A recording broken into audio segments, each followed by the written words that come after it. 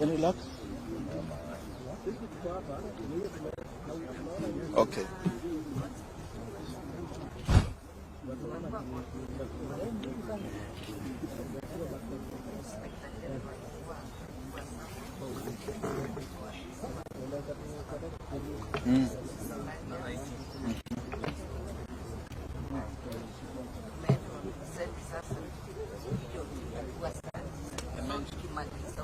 So there've been someone there 3 p.m. Yes, so 3 p.m.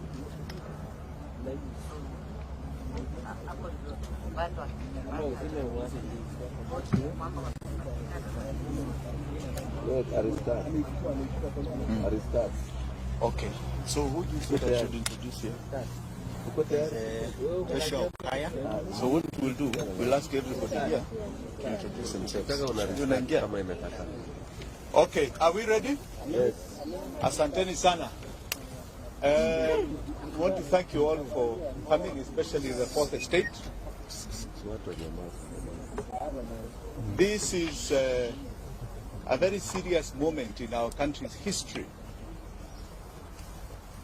We are going through probably the worst times of constitutional delinquency we have ever witnessed from a head of state. We have a head of state who has decided that the constitution is irrelevant. We have police officers and so-called armed forces that have decided that our democracy and the tenets for which our forefathers fought for this country have been suspended. There is only God that we recognize that is above us. Everybody else is below the sovereign Kenyan. That is the wish of God. That is the constitution of this land.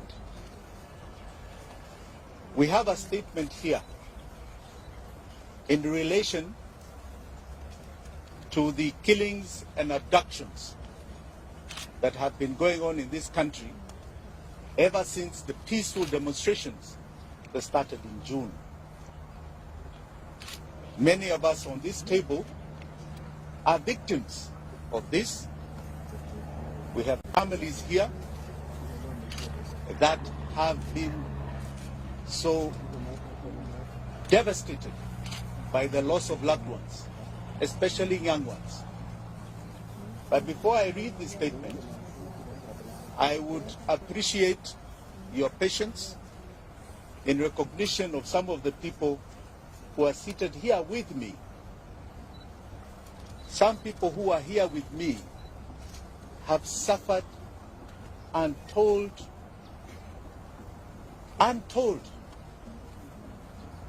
inhuman treatment, all in the name of exercising our democracy as enshrined in our constitution. So before I say much, I think Felix, you can ask people to stand up, or we just start from the end there, right? Introduce yourselves, please stand up, introduce yourself. Hello everyone, my name is Adrian Koch. We are leading university student activism to reinvent and bring back the student activism that we've been having for a long period of time that we have lost. Right now the major discourse has been on the new funding model and the role that has been in the education sector. And we want students to be active and aware of whatever is going on. We are not in support of whatever the government has done in trying to call out student leaders in having personal meetings, which is not effective towards success in the education system. That is why we are looking at students to stand up for the students and majorly for all our individuals who are being threatened, including students themselves, by the anarchism that is being displayed by this government. Thank you. Thank you.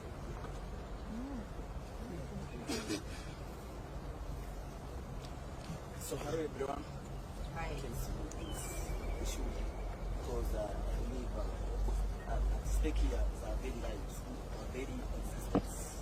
Police are killing people, acting people, and I don't know why it should happen in the media, the social media, about the bodies that were retrieved from Kware, the families of the victims. They are being threatened.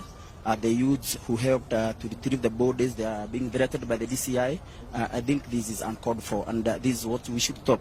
I don't know why people should lose their lives for someone to cling to power, for someone to refuse to get out of power. I think people have spoken, the people of Kenya. We saw the protests against Ruto in power because this man came into power through lies, lying to the people of Kenya, and this is what we are dealing with. We are dealing with an evil system that people who stop at nothing to continue killing into power. This is a problem that we must deal with squarely and know how to get out of this mess. Thank you so much for now. Kimani is a one-man army. Yes. Kamau, sorry. Endelea, Kamau. Thank you.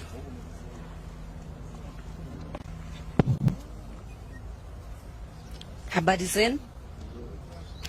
My name is Florence Kanywa. I'm a social justice activist, and I am the Linda Women League Free Kenya movement. Just to let you know that the 3 persons who were abducted on 19th are members of Free Kenya movement. Bob Jagin being our chairman, and we are really saddened by what happened, and we are here to demand they be brought back to us, dead or alive. Thank you. Good afternoon. Charles Ole Sakei. I'm Charles Ole Sakei from Kajiado County, youth leader from Kajiado. I am here representing Bob's family. I am from Free Kenya movement. We have been on the ground with him, championing for our rights. And the reason we are here today is because someone somewhere has decided kuliwa. Hatusemi walikuwa abducted. Serikali haijatupatia majibu. Leo ikiwa ni siku ya 15 tangu hawa vijana kuchukuliwa na kupotea. Polisi wamedinae kwamba waliwa arrest ama wanawa. Lakini tumekuja tujiulize pia, kama polisi wanasema hawakushika hawa watu ama hawayuko na hawa watu, watuambie nani wako nayo. And I want to ask, itakuwaje kuna milisha ina operate kwa hii nchi na rais anasema hajui? Anasema hajui kwamba kuna watu wamepotea. The president the other day said that he is not aware.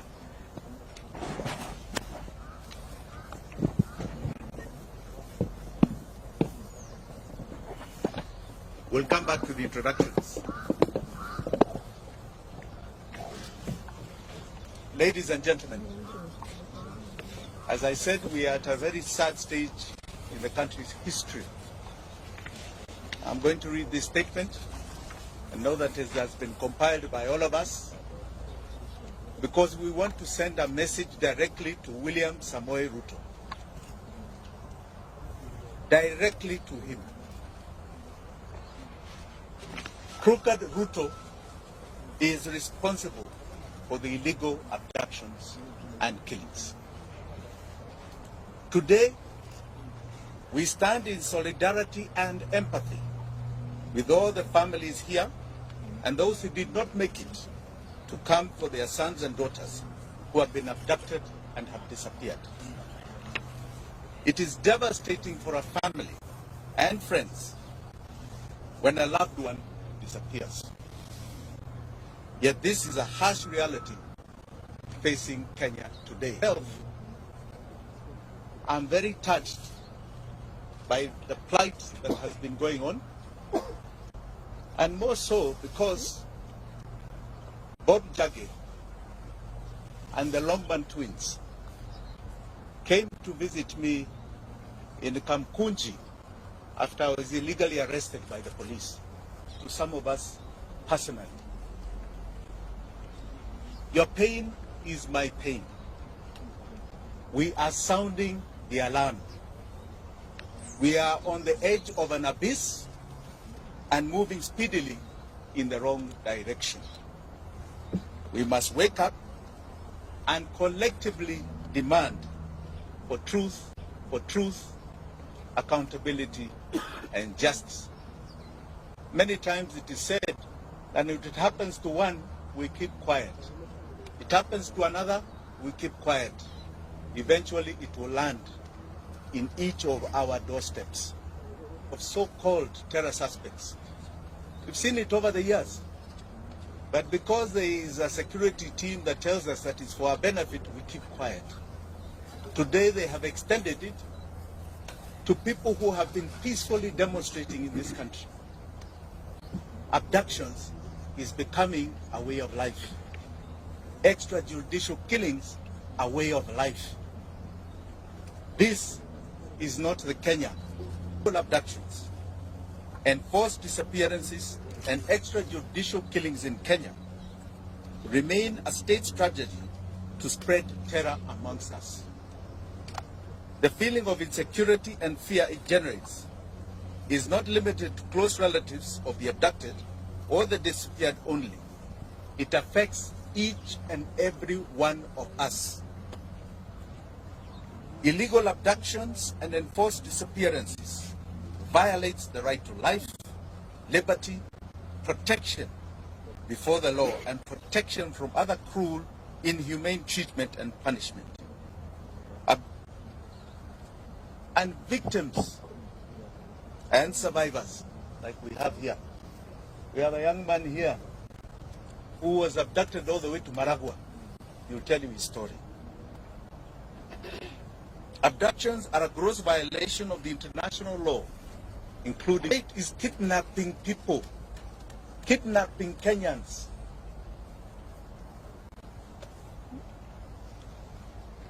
They are a crime against humanity. Family and friends of people who have been abducted and disappeared experience slow mental anguish, not knowing whether their son or daughter, mother or father are still alive, not knowing whether he or she is being held or how they are being treated. Searching for the truth put whole families in great danger. There are some families we wanted to visit. I myself directly, with my deputy Willis Otieno, and I can tell you those families are afraid. They want to meet us in private because they are afraid that the attention we may cause will victimize them.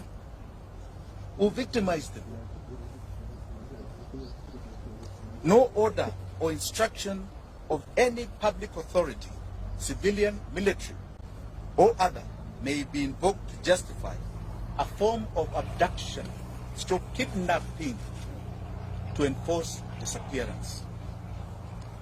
Any person receiving such an order,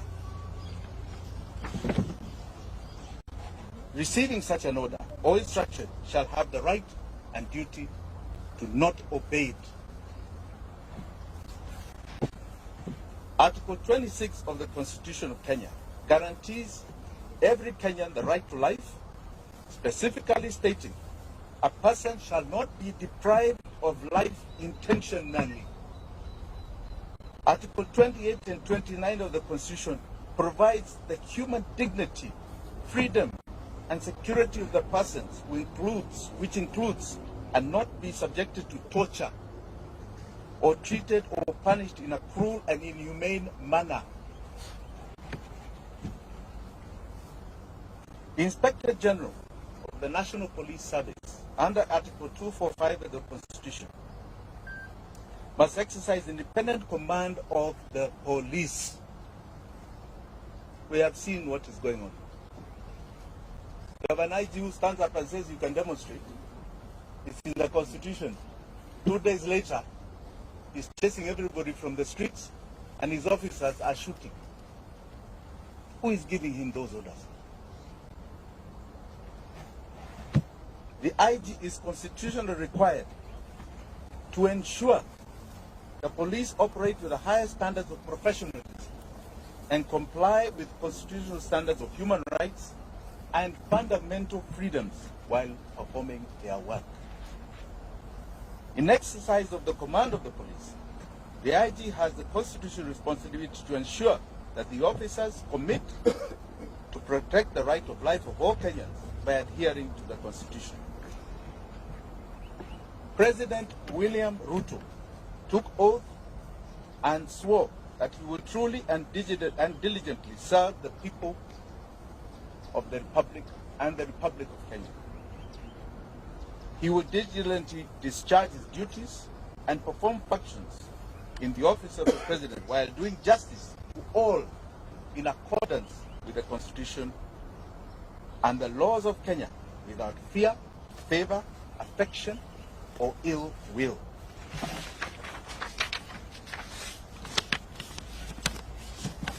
President Ruto, and I say crooked Ruto, the crooked man, took oath and swore to faithfully bear true allegiance to the Republic of Kenya and will obey, observe, protect, and defend the Constitution of this country. And he will protect and uphold the sovereignty, the integrity, and the dignity of every single Kenyan. That is an oath you are swearing to God before 54 million Kenyans.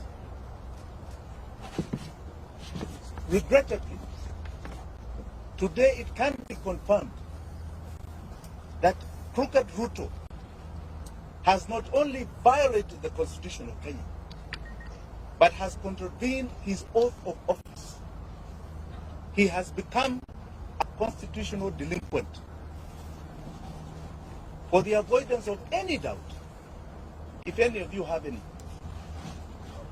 crooked Ruto is solely responsible for the abductions, enforced disappearances, and the murders of young Kenyans, Gen Z. He has turned his police force into a political militia. Kenyans must never forget William Ruto's history. And Kenyans will never forget what he's doing to us today.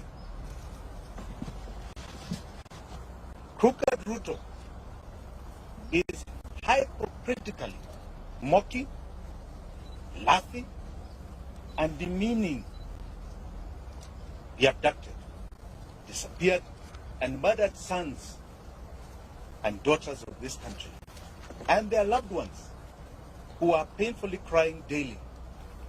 The only crime they have committed is exercising their constitutional and democratic right to peacefully and unarmed demonstrate on the streets in our country. We will not yield to crooked Ruto's tyranny. We will not. Because to yield is to advertise to all those that have fought for the democracy that we have today, starting from 1920. We are telling them that we have succumbed to the will of tyranny. William Ruto will not take us there. He is no different. When you look at that man, read the history of people like Pol Pot of Vietnam, Adolf Hitler. Read the history of Amin Dada, who was just next door to us, Umar Bashir, who created atrocities in Sudan. He is no different. He's not a man to glorify.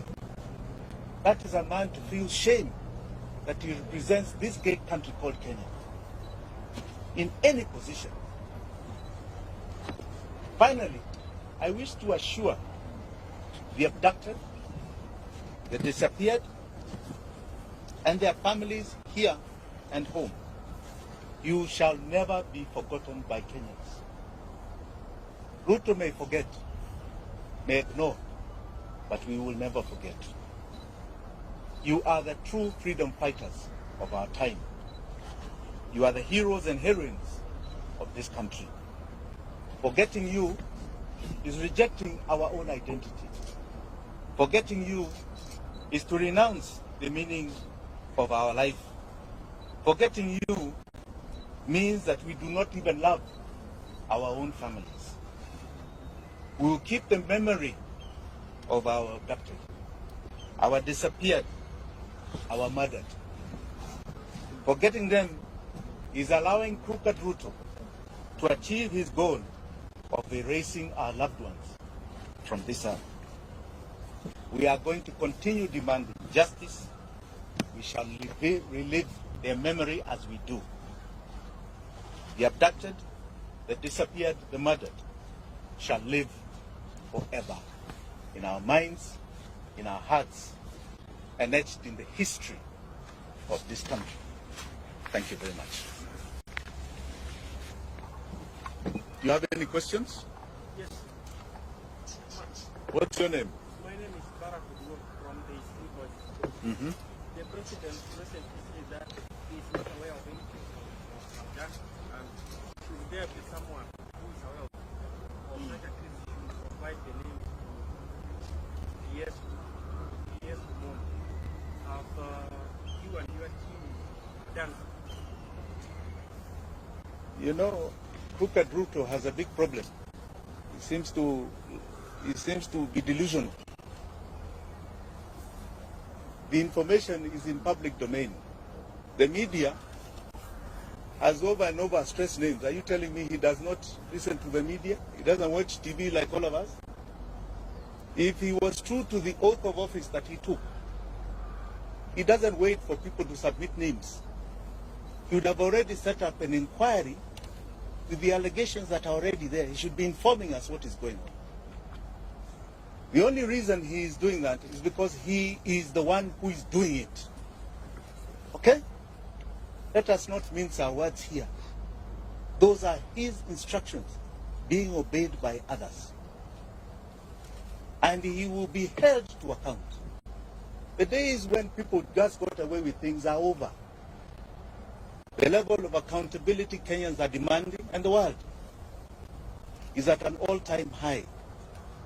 He will not get away with it. Any other question? Yes.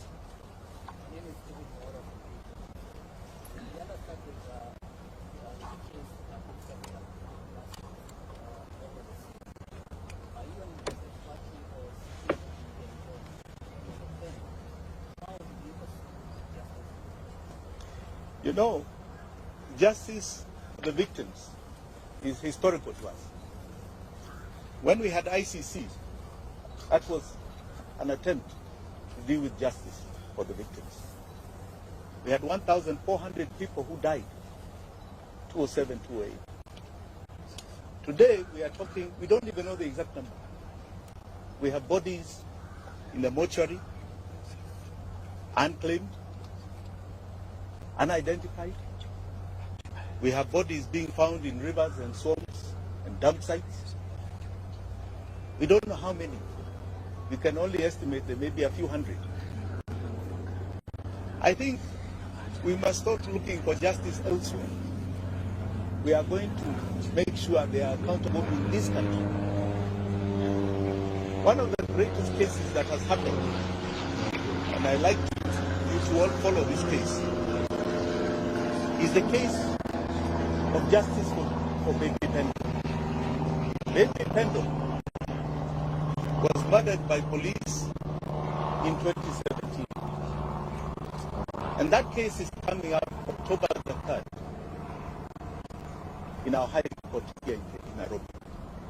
That case is taking to court what you call the commanders of that case. The OCS, the OCPD, regional commander, people who actually committed the murder, and holding them personally liable, criminally liable for the death of baby Pendo. One case at a time is going to achieve things you have never imagined. We've been very supportive of that case. It has taken 5 years. We are now almost at a critical point.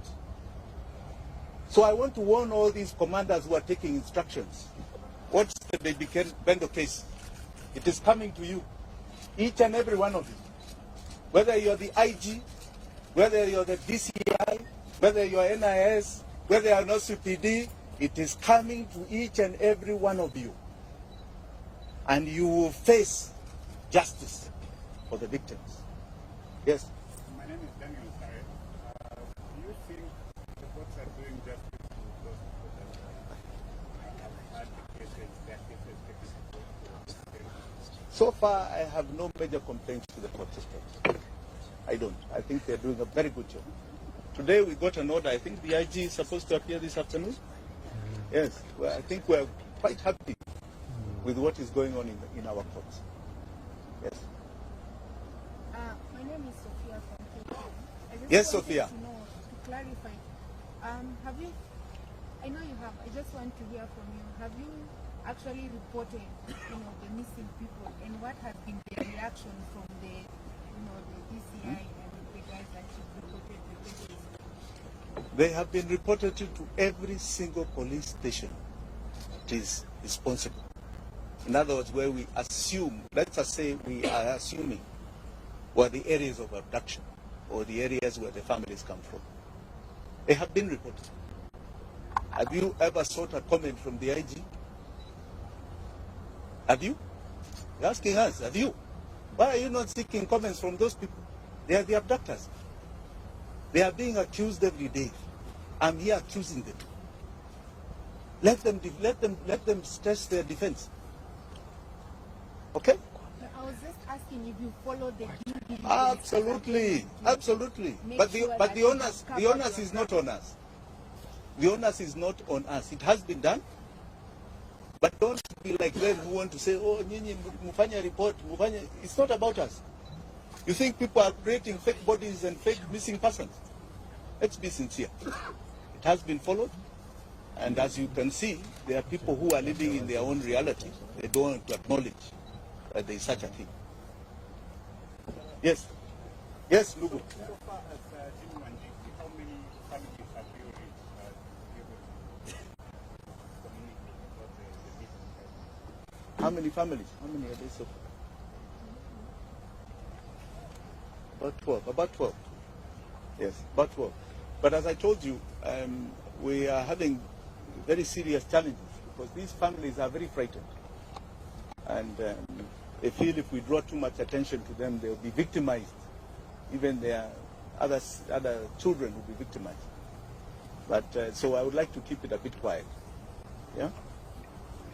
Anything else? Yes. Yes, good afternoon.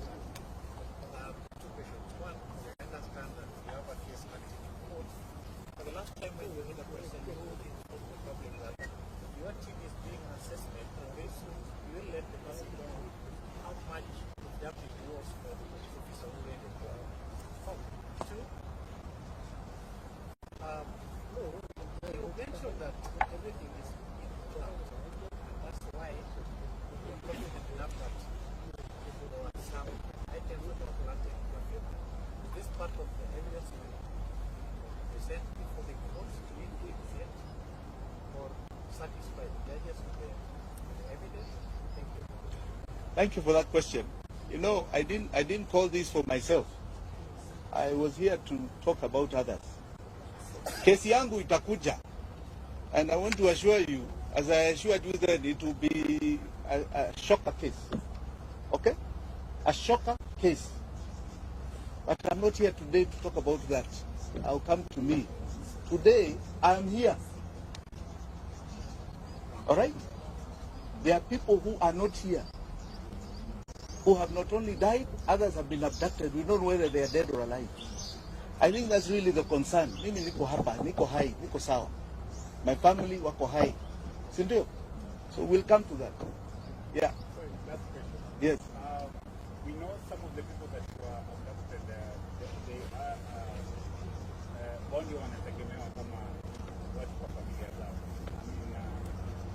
You as My friend, why are you asking me of private arrangements? Sio hapana kitu ya public. Kuna watu wengine ambao wanasema kitu. Any other question? Yes, ndugu yangu. From? Sorry.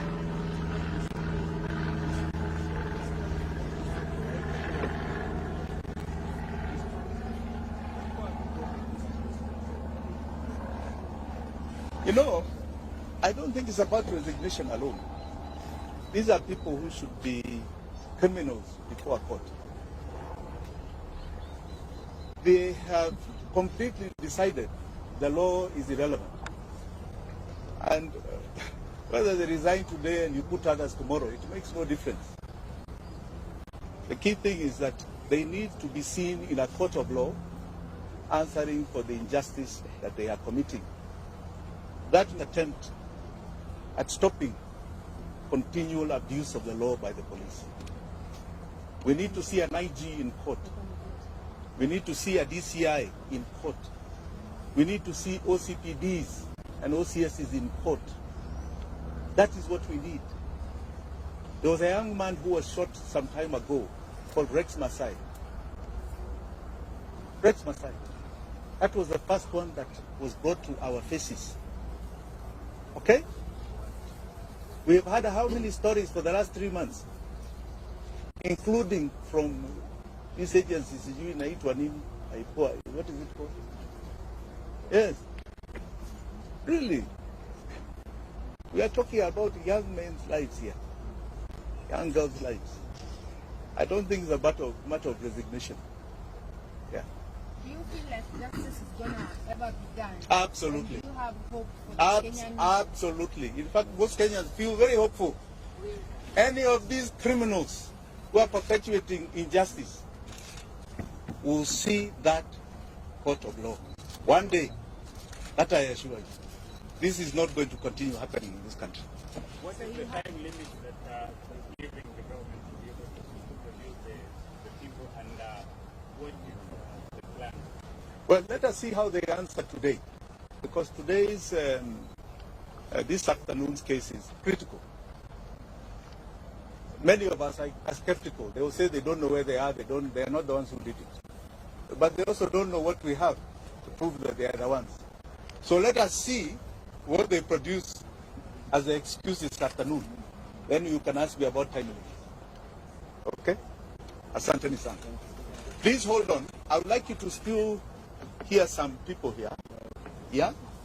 Please, Felix. Yeah, yeah. This young man.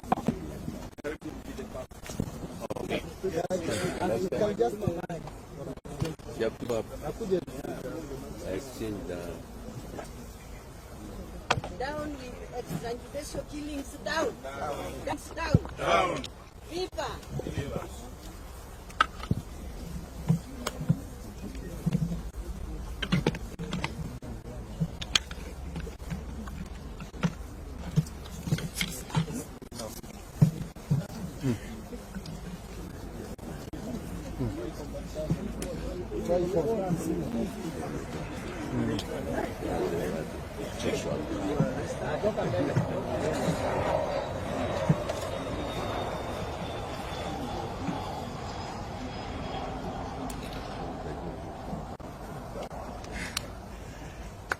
Good afternoon. My name is Joshua Okayo.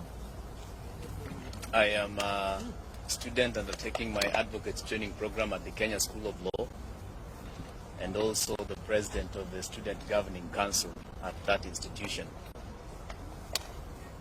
I have been very actively participating in protests that we've seen in the past 2 months.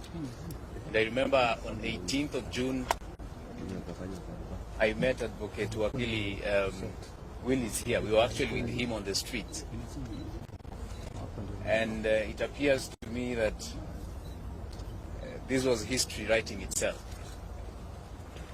I got abducted on 26th of June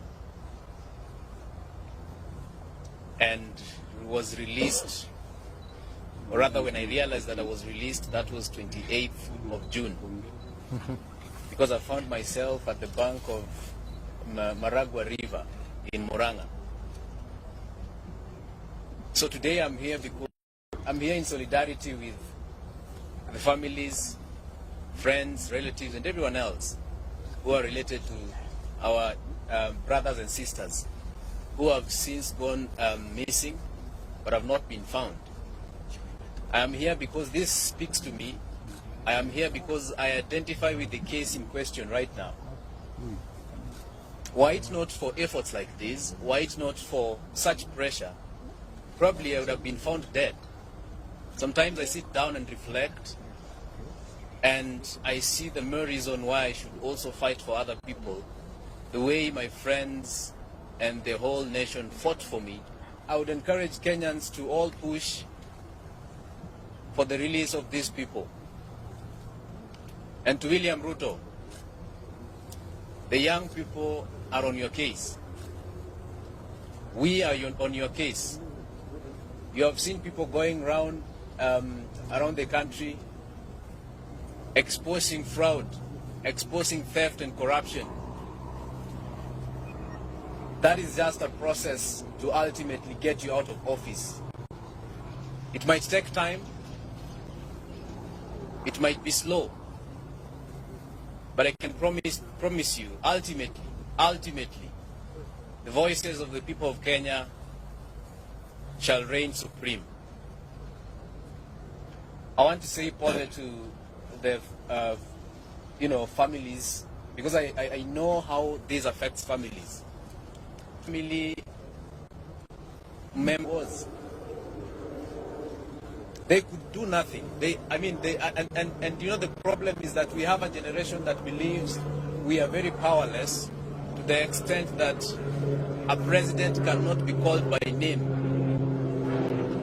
We have to change our view, and we have to avoid this self-aggrandizement that has been, the impression of self-importance that has been sold to us, and we have to call.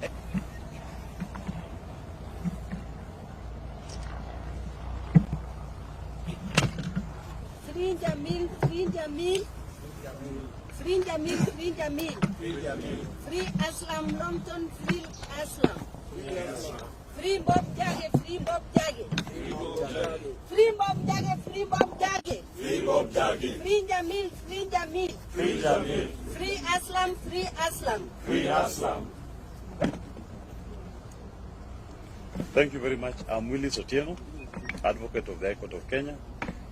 I'm involved in some of the litigations that are seeking to hold the police and William Ruto accountable for the forced disappearances and abductions of our young people. You all recall the story, for example, of the father of the alleged Equity Bank manager, who the state decided to take to live with lions and hyenas as part of torture, a forced disappearance, and the gentleman was held for over 3 weeks.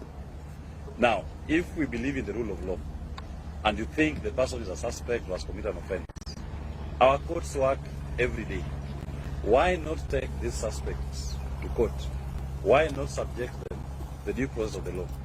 Now, you've been told these issues of forced disappearance and abductions actually constitute crimes against humanity. And where we are going to seek for redress here in Kenya. And we are also going to invoke universal jurisdiction in count of achieving redress. So to those police commanders, and even to William Ruto, rest assured that under the universal jurisdiction principle, we will hold you responsible and will try you for these criminal offenses. And that is not something we are going to do next year. We are going to do it this year. So don't be surprised when you start seeing charge sheets flying across the continent, across the globe, in which police commanders in Kenya and even William Ruto will be an accused person. Those fake charges they register in Kenya against innocent Kenyans who are exercising their rights under the Constitution, we are going to have genuine charges registered against them in their names in Kenya and abroad. They must answer to these crimes against humanity that are being committed against our people. And there's an active team of lawyers who are doing this, and they are not relenting. We've collected enough evidence that has made the threshold for universal jurisdiction to be invoked. Thank you.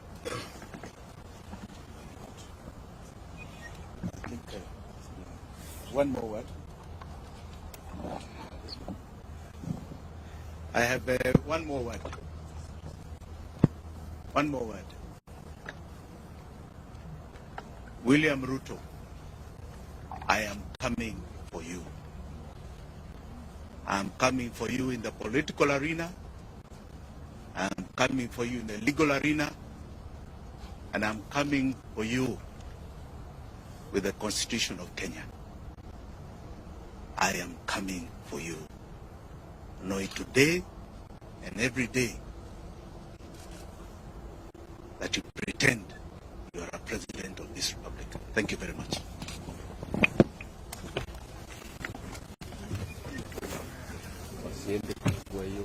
Kujeni.